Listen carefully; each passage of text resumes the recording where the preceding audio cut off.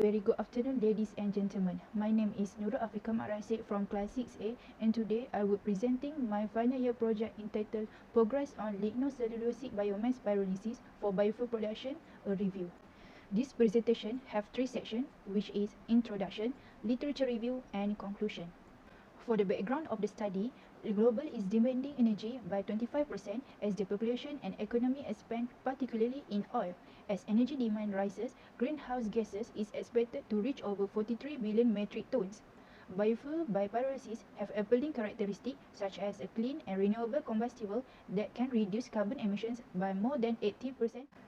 Despite of greenhouse gases emission, the increase of waste generation has become the most prominent environmental issue as the waste may contain dangerous substances that deteriorate the environment.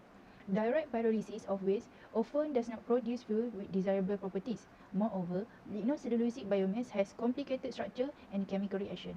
These studies, we have 5 research questions that arise. First, we want to know what are the products obtained from pyrolysis of lignocellulosic biomass composition. Second, what are the characteristics of lignocellulosic biofuel? Third, what are the effects of different types of catalysts over biofuel production for catalytic pyrolysis? Fourth, we want to know what are the types of co-fat waste that affect biofuel yield for co-pyrolysis. And lastly, we want to know which reactor technology is the best for pyrolysis reactions. For catalytic pyrolysis, it has significant in reducing amount of char and sludge, low emission of sulfur oxide, nitrogen oxide, as well as producing a good oil quality. Such Mahari et al. Successfully reduced the oxygen and nitrogen content with no sulfur emitted. Meanwhile, co-pyrolysis frequently produce a greener fuel product than pyrolysis. Then it able to form homogeneous mixture in high calorific value product and a constant oxygen concentration. Since co-pyrolysis use two or multiple feedstocks, it's helped by lowering trash, minimizing waste treatment costs, secure feedstock because they are widely accessible. This work has three objectives. First, to review the composition of whole lignocellulosic biomass via pyrolysis. Second, to compare the properties of biofuel and conventional fuel. Third, to review the effects of catalytic pyrolysis and co-pyrolysis reaction, yet determine the best pyrolysis technology. Basically, lignocellulosic biomass originated from agricultural waste, woody residues, and energy crops. According to Wang et al., lignocellulosic waste was produced more than 100 billion metric tons annually, and mostly these wastes are burned in open fields or thrown away. Lignocellulosic appeal to be as feedstocks due to its eco-friendly properties. No net carbon dioxide emission can reduce gas pollutant, then it has shorter maturation time compared to fossil fuel. Typically, lignocellulosic biomass has three major components, which is cellulose, hemicellulose, and lignin. Cellulose favors to decompose at range of 450 degrees Celsius to 550 degrees. Below temperature of 300 degrees Celsius, a low molecular compound such as furan, glycoaldehyde, water, carbon dioxide, and formic acid will form. Meanwhile, above 400 degrees Celsius, hydroxyacetyldehyde and levoglucosan will form. At presence of levoglucosan in cellulose, it has significant effect in producing pyrolysis oil. When the amount of cellulose is less, the liquid only yield by 40%. The degradation of cellulose at 500 to 600 degrees Celsius will enhance the biofuel yield. Next composition is hemicellulose. Hemicellulose is the second most abundant component after cellulose. The pyrolysis of hemicellulose conducted at low temperature and start decompose at 180 to 285 degrees Celsius. This is because of its amorphous structure, low carbohydrate chains, and a flat polymerization degree. Yogalakshmi et al. Found that the furfural and acetic acid in pyrolysis product of hemicellulose. Meanwhile, Dye et al. Shows that the anhydrous sugars, furans, light oxygenates, gases, and char are obtained from a reaction pathway similar to cellulose degradation. Bharat et al. Stated that acetic acid, acetone, furfural, carbon oxide, carbon dioxide, and methane were formed upon hemicellulose pyrolysis. Last component is lignin. Lignin has complicated structure due to the build-up of numerous number of functional groups. Lignin decomposes at a temperature range of 250 to 500 degrees Celsius due to its complex aromatic phenolic structure. It will undergoes dehydration at 200 degrees Celsius. Yogalakshmi et al. Stated that the main product of lignin pyrolysis are phenol, shringol, cresol, anisole, and guaiacol.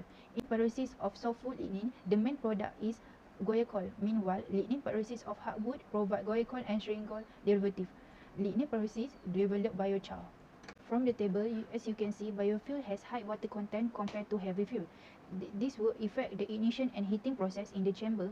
Besides, it will cause problem in compression engines. The existence of higher oxygen and water content provides low heating value yet develop an acidic environment. pH of 2 found to be corrosive, resulting in unfavorable condition for combustion in engines or turbines. The ash content in biofuel is quite plenty compared to the relevant value. This is because in ash, alkali metals such as potassium and sodium are subject to corrosive environments. Furthermore, the flash point of the biofuel is slightly higher by 40 to 100 degrees Celsius compared to heavy fuel. So, the combustion of biofuel is possible in car engines. The heating value of the biofuel is low-lying in comparison to heavy fuel. This is due to the less amount of hydrogen and carbon content. Pyrolysis is one of thermochemical decomposition process that enable depolymerization of organic matter in a lack or absence of oxygen at temperature around 300 to 900 degrees Celsius. Pyrolysis shows significant effect toward carbon fixation to develop valuable chemicals. Other than that, pyrolysis has three types of process which are slow, fast, and flash pyrolysis. Ben and Ragauskas have found that fast pyrolysis yield an enormous amount of biofuel and enhances the aliphatic carbon-carbon single bond carbonyl group and upgrade the cleavage of methyl group. Fast pyrolysis produce about 60 to 78% of biofuel.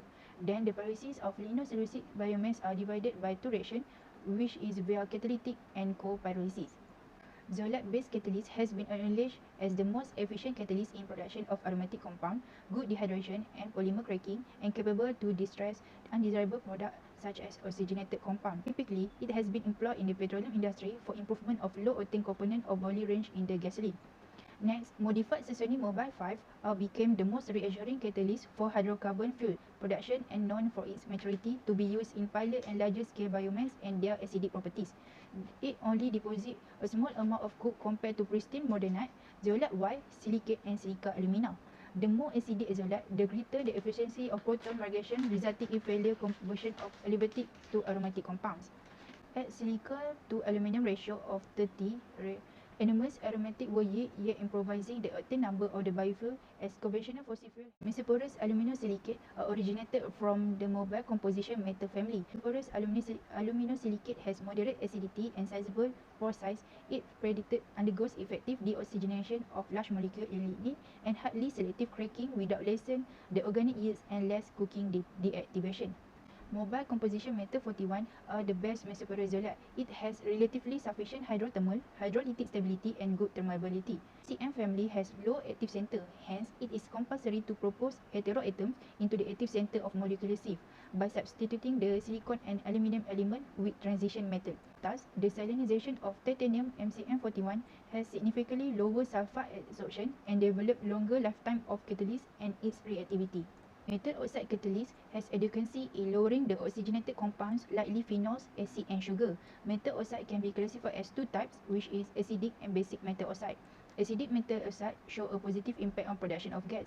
Hence, basic metal oxide were used to produce biofuels such as magnesium oxide and calcium oxide. Magnesium oxide show to be competent in boosting the biofuel quality, but meanwhile, calcium oxide is used in lowering the selectivity to anhydrous sugars and phenols. In co-pyrolysis, plastic waste act as hydrocarbon pool. The number of carbon and hydrogen content significantly correspond to the heating value of biofuel. Then, the co-pyrolysis of plastic waste and hardwood will enhance the quality of biofuel and deposit a small amount of coke as possible.